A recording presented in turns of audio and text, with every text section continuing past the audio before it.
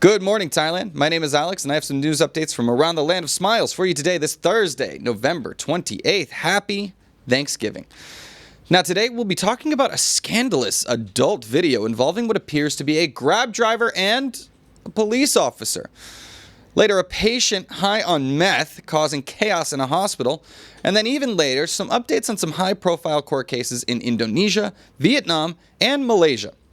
But first, as I told you, our main story today, we are heading down to the chaos on Phuket's Bangla Road, where trans women have clashed over a client. So, a fight between two Thai trans women on Phuket's Bangla Road over a foreign client sparked local outrage, with photos and CCTV footage capturing the incident. This clash, along with others, has led to frustration among locals and tourists, as some trans women have been banned from entertainment venues for such behavior. Netizens criticized the negative impact on Phuket's tourism and the broader transgender community, urging authorities to take action to protect the island's reputation. Now, while some see this as incidents typical of red light districts, others demand stricter control to curb such altercations. Oh my God, catfight. Okay, here we go. Brutal. All right, they are really getting into it. And this is something that I've seen not just with the trans community, but really just the kind of sex working community here that operates in the gray area here in Thailand, where, yeah, there's a bit of a territory war over girls when they see like a potential client. So, okay, I'll give you, actually, I won't give you my personal story on this. What I'm talking about. Say again? Somebody nearly get hit in the Bangla Road when she was like playing around with. Oh, yeah. So, yeah, sure. Well, no, that's apparently zombie flirting with some farangs, not a sex worker zombie, I don't think. Unfortunately for you fellas. But, yeah, she was flirting with some farangs out there, and then they saw that as stepping on their territory.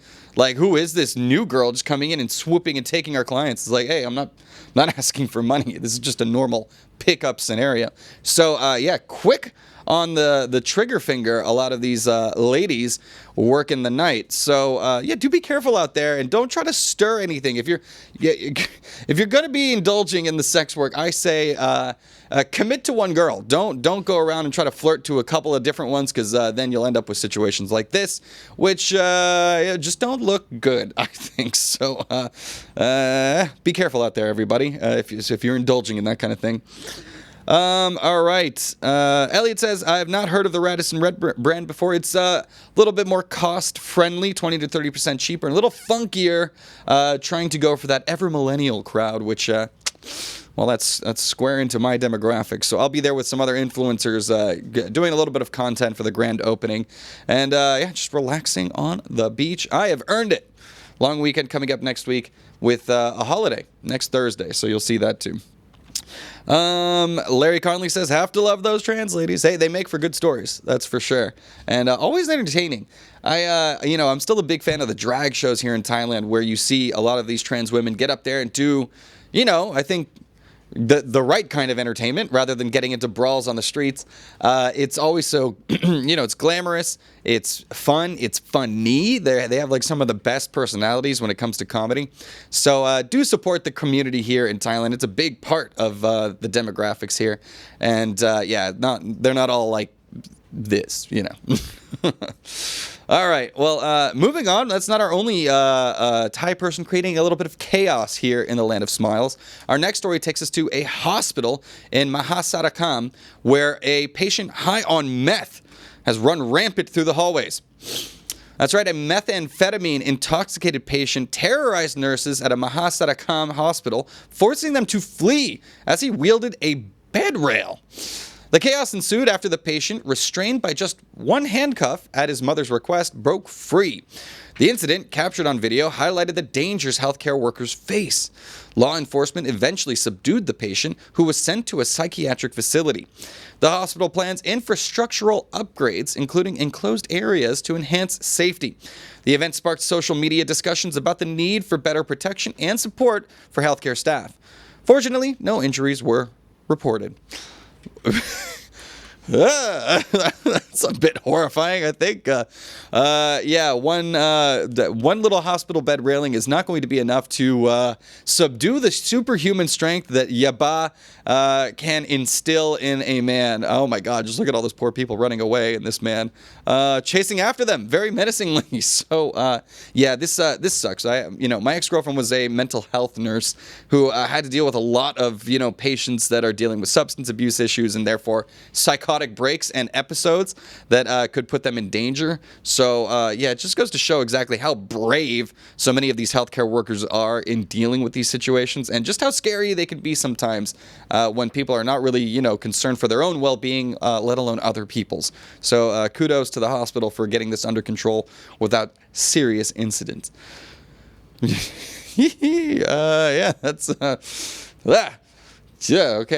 never want to see those crazy wild eyes coming at you with a bed rail in hand. That is truly terrifying stuff. The stuff of nightmares, you could say. All right. Hi, Damian Jesser. Wayne Lesprant says, good morning. Ceasefire is good news. Yeah, kudos. Get to live. Catch up with us, my friend. Elliot says, looked like a scene from Halloween and Happy Death Day movie. Yeah, dude. Except this guy wasn't moving slow. He was moving like one of the zombies from 28 Days Later. So, I would prefer the slow-walking Michael Myers in real life to the rampant, rabid running of, your average meth psychotic break. So, careful. Morning, Core Blimey. Teddy Bear says, going to a hospital is dangerous. Well, it's not supposed to be. It's supposed to be where you go to fix the danger. But when it comes to situations like this, right, sometimes with these OD patients or people going too hard on substances, they need some immediate medical care, after which they need to be transported to a psychiatric facility where the infrastructure is better to deal with people who are going through these breaks or at risk of going into these episodes. So, anyways, hearts go out to the staff over there dealing with a very stressful situation in a very good way. So it seems all's well that ends well, we'll say on that one. All right. I guess I should have mentioned at the beginning, we're going to see some stories about some, either misbehaving police, allegedly, or some police that are just sort of not up to snuff and not really doing what they're supposed to be doing in terms of enforcement on their jobs. This next story is about a Thai couple who has appealed to the public for help in a hit-and-run incident where the police have been less than helpful. So a couple in Pathum Thani sought justice after a hit-and-run involving a suspected stolen vehicle endangered their family. The incident occurred on November 17th when a black Isuzu pickup truck crashed into their car and fled. Despite filing a complaint, police made no significant progress, prompting the couple to seek help from the Saimai Survive organization. The vehicle's owner had reported it stolen months earlier, suggesting potential links to a trafficking gang. Police deny inaction, however, stating investigations, including reviewing CCTV footage, are ongoing. Meanwhile, the couple has shouldered repair costs and continues to seek accountability. So, look, I get it. Like, the Thai couple is frustrated because they're having to bear the burden of the costs for this incident, and they feel like the police are moving a little sluggishly. I will say, however, this has only been 11 days. We found out that the car was, in fact, stolen, so that makes it a little harder to track down, as the main owners didn't know. And I would say that qualifies as some action on the police side with their investigation ongoing. Maybe a little bit of patience, but I can also understand the desperation of the couple to try and bring some justice to the situation, because right now they are bearing the brunt of the costs where this is really not their responsibility. Tough stuff, scary stuff, and looks like could unravel. Pull on that thread, and we might end up seeing a bit more of an organized crime situation there. All right, Anil says 2 more Pattaya fireworks festivals. 'Tis the season. Hopefully that won't end up in the news over here, besides the celebration.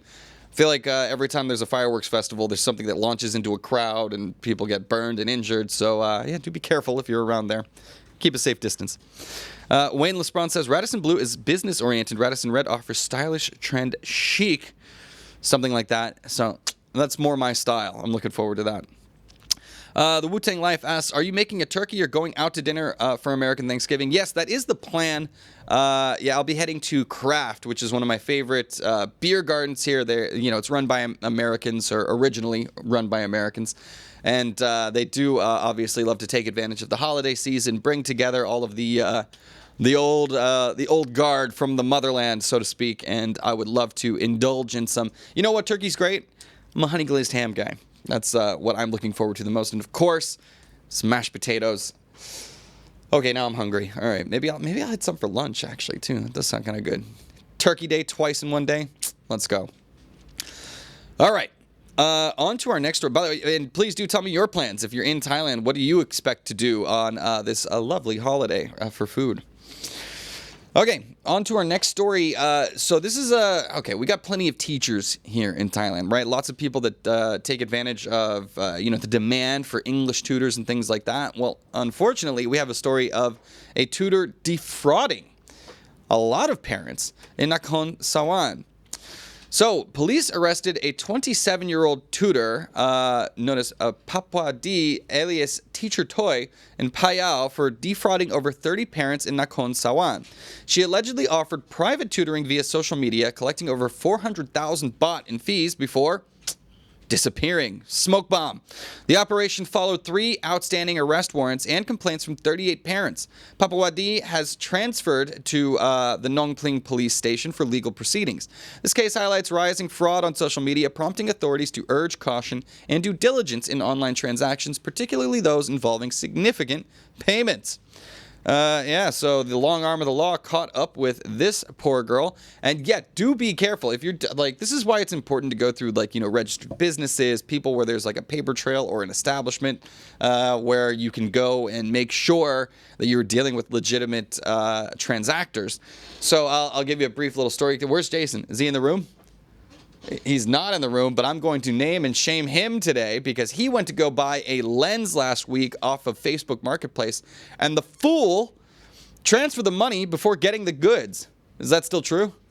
That's true. That's still true. So, it can happen to anybody, including here in the office. I won't even tell you how much the fool spent, and I'm sad he's not in the room to hear me publicly shaming him, but you all know it. So, yeah. Facebook Marketplace, full of bad operators, so go and engage at your own risk. Okay. Damien Jester says, anyone else find the volume low? Let me see real quick. Let me hear myself. Whoa. See real quick. What? Let me hear myself. Sounds okay to me. Yeah. Oh, is it because you just... okay to me. No. Yeah. Okay. Is it because you just... Oh, that's because you're repeating myself right now. Okay, sorry, I'm muted again. Anyways, Damien, I hope it's okay now. Richard C., blessings from America. We're big fans around the TV here. Thank you, Richard C. Appreciate it. Rock Trip on this says, no, it's good. Okay, cool. All right. This is the beauty of the live show, guys. You get to see all the technical difficulties and growing pains before we edit everything and put it out for the rest of the world to view. So thank you for joining us, everybody. Jason, I just talk smack about your Facebook Marketplace transaction. Wow. Yeah. Yep. If anyone wants to donate. Jason wants us to start a GoFundMe for his next lens, I think. So. McDonald's ketchup packets. Yeah, he's now resorting to eating ketchup packets out of fast food restaurants. Fair play. Singing My Car says, I shot my first Thanksgiving turkey this year. Scared the heck out of everyone else in the grocery store. Thank you, Singing My Car. Always bringing the humor first thing in the morning. Damien says, cool. Just my end, I guess. Hopefully that gets sorted out. And the Wu-Tang Life says, is there Black Friday in Thailand? There is. But very famously, everybody jokes that the prices are, all right, on Tuesday, it's 999 baht. On Thursday, it's 999 baht. On Friday, it's 1,500 baht / down to 999 baht. So a lot of conspiracy theories that the prices are raised artificially just so that they can slash them down to their normal prices. But I'm sure that some of them are legitimate. So plenty of shopping to be done this weekend. And it's payday. So now I can waste all my money. I'm excited. All right, moving on to our next story, which we got some more allegedly misbehaving people in positions of authority. But yeah, let's get to the bottom of this. Not sure we can show this one on TikTok later, but YouTube, here we go. Bangkok police are denying their involvement in a viral adult video involvement. Bangkok police denied involvement in a viral explicit video showing a food delivery rider allegedly performing oral sex on a policeman in public. The video, shared widely on social media, sparked speculation that the individuals were actors creating adult content using uniforms bought online. The location matched a Bangkok police station, but officers claimed no connection. Under Thai law, such acts could lead to fines and prison sentences for public obscenity, and uploading indecent material online. Investigations are ongoing to verify the video's authenticity and origin. Ew, oh, come on. I think it's pretty crazy to me that they were able to track it down to that is actually a police station. Making that kind of content in Thailand is illegal in the first place. And then using a fake grab uniform, that's one thing. Fake police uniform, that's another thing. Now you've angered the wrong people. So I believe that the police will be trying to get to the bottom of this as quickly as possible and see exactly who was involved in making this content and sort of dish out a little justice. But what do you think, guys? Is this fair game? Or morally, let's say. Obviously, legally, there's some qualms here, but, adult content, it's a thing around the world, and there are definitely gray areas in how it's operating. Even here in Thailand, some adult websites are banned, other adult websites totally okay. Don't ask me how I know that. And, is this okay? Can we file this under parody? Or is it bringing a little bit of shame to the men in uniform? Let me know your thoughts. Yeah. All right. Anyways, Singing My Car says, brave.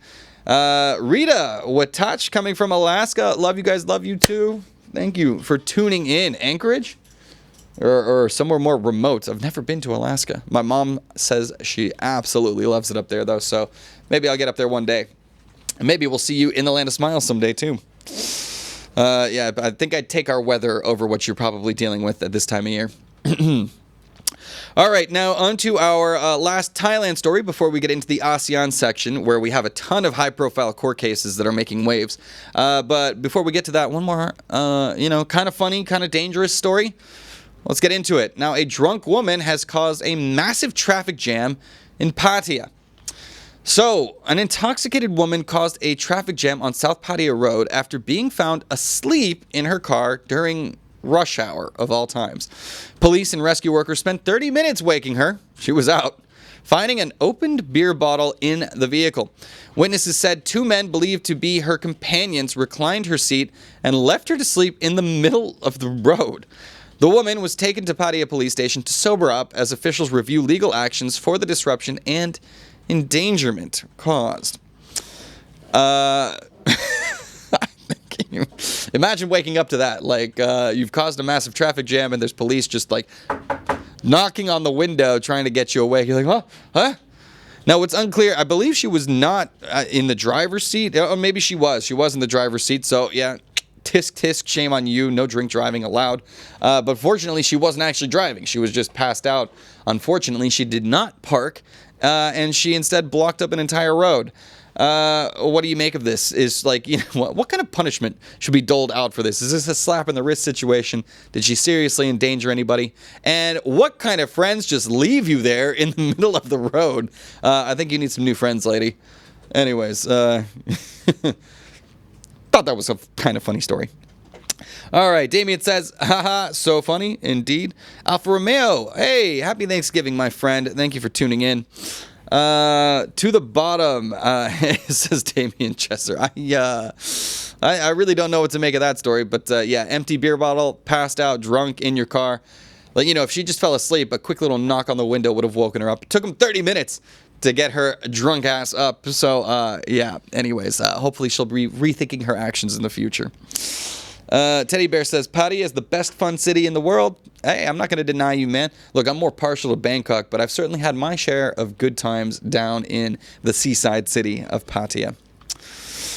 All right. Now, that, like I said, that'll do it for our Thailand section of the news. We are off onto our ASEAN section. So our first story involves both Philippines and Indonesia, as a Filipino fugitive has been arrested in Bali for a $67 million scam. So, Indonesian authorities arrested Filipino fugitive Hector Aldwin Pantolana in Bali for allegedly scamming over $67 million from thousands of victims in the Philippines through fake investments. Identified using biometric data at Bali's international airport, Pantolana was detained after an Interpol red notice was issued. He will be deported to the Philippines for further legal proceedings. Yikes. The arrest highlights regional cooperation in combating transnational crime, with Indonesian officials emphasizing their commitment to keeping the ASEAN region safe from such threats. So, this is a big deal. Scams are on the rampant rise here in Southeast Asia. So, it's good to see that authorities are working together to try and bring an end to this because, the crimes are happening multinationally, and that means that they can escape jurisdictions. Not in this case. And I'll tell you, man, the fraud stuff is coming with some hefty punishments now, all the way leading up to even death penalties in some of these countries. So, crime is seeming to pay less and less. And, of course, big numbers. This guy had tons of money, but it seems like it will do him no good. And Philippines prisons does not sound like a place you want to be spending any amount of time in. So good on the authorities for bringing an end to this. Yeah, it's not just scams too. There's also all sorts of they're cooperating on other issues in terms of like dissent, right? Like, so there's people that are talking smack about their government back home being arrested and sent back to them, as was the case with Malaysia and Cambodia recently. And not only that, the Philippines had some espionage conspiracies as well going on with a potentially Chinese-born mayor over there that was also arrested in Indonesia, I believe, and extradited back to the Philippines to face a court trial. Lots of weird stuff, but lots of authorities cooperating together. Watch your illicit activities, everybody. All right. Speaking of scammers brought to justice, we're off to Vietnam now, where a Vietnamese tycoon has been ordered to repay $11 billion in order to escape her. Try that again. Not her. All right. A Vietnamese tycoon has been ordered to repay $11 billion in order to escape her fate of a death penalty execution. So, Vietnamese tycoon Trong My Lan, sentenced to death for embezzling $12.3 billion, must repay $11 billion to avoid lethal injection. Prosecutors oppose leniency unless she can return 3/4 of the stolen funds. Lan's legal team has secured a $400 million loan and is working on further financial solutions to reduce her sentence. Her case is a centerpiece of Vietnam's aggressive anti-corruption crackdown, which has also targeted senior officials. The court adjourned her appeal hearing to consider its decision, with a verdict expected soon. I don't know, man. The white-collar crime in the West typically does not go that far in terms of punishment. So a lot of club fed. You get sent. You play tennis, you mingle with other non-violent criminals, and probably make connections for the outside world. Not the case here. So this lady is scrambling because, who knows where that money ended up. It's probably in all sorts of, that's the problem, right? They can't track down where she's placed it. Who knows if even she can? But certainly this provides an incentive to get a lot of that money back. But it's probably in the hands of people that aren't too interested about her fate and whether or not she makes it out of this alive. But it definitely shows that Vietnam is taking this kind of story seriously. And well, good luck in tracking down that money, everybody. It seems like everyone will do better if it does manage to repatriate back to Vietnam. Cool. Aussie Stew, morning all. Sorry I'm late. No problem. Trying to book Phuket flights with Black Friday sales. Hey, there you go. Get on it. Tis the season to start booking, and we're entering high season, so it's going to be a party. Damien asks, is that U.S. money or philo coin? So it's not Vietnamese dong. That is actually the value in U.S. dollars. Obviously, if we were talking about the local currency, we would be talking about bajillions of dollars, or trillions of dong, I should say, excuse me. Also a funny name for the currency. Pardon my juvenile humor. All right. Alfa Romeo. Alex, I have to ask you. I don't know if I can even say this on YouTube. Do you prefer Thanksgiving turkey or Canadian? I can say it. Beaver. I've never eaten beaver before. See, I knew what I was doing when I said that sentence, but I wanted to say it for you anyways, Alfa Romeo. Thank you. Hi, Well-Rounded. Thank you for joining us, my friend. Yeah, Teddy Bear says 11 billion USD. Even Elon might find it difficult to raise it. Yeah, I mean, like, these people have it. Usually it's in assets. With embezzled money, I'm not entirely sure where you put that stuff. It's billions of dollars. I don't know how you get away with that for that long, too. How does nobody notice the missing money? But yeah, also some government officials are implicated in this, so that might explain the not so the opaque paper trail, I guess. But yeah, anyways, they are not messing around talking about lethal injections over there. Very different to how we approach these kinds of financial crimes in the West, where obviously 2008 financial crisis, more than that was lost, surely, and I think only one guy went to jail. My memory of was The Big Short serves me. Yeah, not a lot of punishment doled out, so very interesting to see a very different approach over here. Well, speaking of embezzlement, sorry, I'm not done yet with the financial crimes. We're off to Malaysia this time, where Malaysia has dropped 1 MDB charges against Najib Razak. So Malaysia's High Court dropped 1 MDB linked corruption charges against former Prime Minister Najib Razak and ex-Treasury Chief Irwan Serigar Abdullah, citing procedural delays and lack of evidence disclosure. Najib, already serving a reduced 12-year prison sentence for corruption tied to 1 MDB, maintains his innocence despite apologizing for mishandling the fund. Well, which is it? Did you do it or did you not?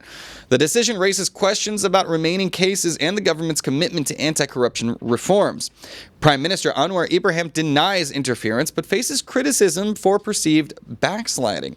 Najib seeks house arrest as a related law is proposed for 2024, though officials deny it targets his case. Yeah, so here's the question, right? This is a big scandal rocking Malaysia. Now it seems like, okay, they were going after them. They were doling out serious punishments, right? 12 years in jail, that's nothing to turn your nose up at. That is a big amount of justice for a financial crime, like I said, especially compared to what we see in the West. But now it seems like the president is backsliding, like they said, into softer punishments. This is the kind of thing, right, where Gerald Ford pardons Nixon because people in power like to look out for other people in power, and in case they get in trouble for whatever wrongdoing that they may do when they are in control of the gears of politics. So yeah, public criticism coming out. What exactly the fate of this ex-prime minister will be remains to be determined. But yeah, it's still an ongoing case and still needs to be followed. So we'll bring you updates as it comes along. What's up, Malaysia, by the way? So so the reason we're following a lot of Malaysian and Cambodian stories lately is because they blow up on TikTok. And yesterday we had Philippines as well. So, yeah, apparently Southeast Asia, TikTok is still king. But thank you guys for joining me on YouTube today. All right. Well said, Alex. Thank you, Damien, for appreciating my my insights. All right. Now our last story. Sorry, I don't have a fun one for you, but I'll get into the comments at the end of this one. Yeah. Look, I'm not trying to fearmonger or anything, but Singapore has a company that has opened a $595 million facility in preparation of what could be the next pandemic. Good God, I hope not. All right, $595 million for an evolutive vaccine facility. I'm going to call that an EVF from now on, in Singapore, capable of quickly switching between producing multiple vaccines or biopharmaceuticals, enhancing pandemic preparedness. Named Modulus, that's cool. The facility can adapt its production within days, a significant improvement over traditional plants. This is part of Sanofi's €900 million global investment in EVFs, with another facility in France. Singapore Health Minister Ong Ye Kung highlighted the country's appeal for biomedical investments, citing its skilled workforce, stable environment, and international hub status. The facility, operational by 2026, adds to Singapore's growing role as a global biomedical hub, alongside recent investments by firms like AstraZeneca and Pfizer. All right. So, yeah, say it ain't so. Like, look, it's good. Preparedness is always good, right? Being ready for the rainy day is important. Obviously, we were not so well prepared the last time around. So having a facility that's nimble in its ability to produce vaccines from one way to the other, particularly if we see, okay, there's an outbreak of something like a new swine flu, bird flu, or whatever, we are able to shift production so that we can quickly throw it into the affected area and hope that it does not spread around the world as we have seen in the past. Not naming any names, but yeah, I think this is good news at the end of the day. And it shows Singapore and, really all of these big pharmaceutical companies' commitment to being ready. However, at the same time, there's tons of money in this, and who knows exactly what the incentives are with situations like this. I'm going to be a glass half full guy, though, and just hope that this is just for, being prepared and not for some sort of conspiracy new virus coming out. All right. Well, anyways, guys, that'll do it for our news. I'll get into the comments. Let me just wrap up the show. Yeah, guys, that's it for the Thaiger and ASEAN Now. You can always go to thethaiger.com for more news updates throughout the day for your favorite country to visit and stay in the land of smiles, Thailand. We update several times throughout the day with news stories covering everything that is relevant here in this beautiful country. Now, you can also go to ASEANnow.com, which is Thailand's largest expat forum, where you can continue the conversation, and it is swiftly growing to other parts of the world. Obviously, it's ASEAN, not just Thailand now. So Vietnam, Philippines, Malaysia, Indonesia, Cambodia, Laos, Singapore. Tune in, join the conversation, and let us know your thoughts on what's happening in your neck of the woods. All right, guys, that'll do it for me. Let me get into the comments right now.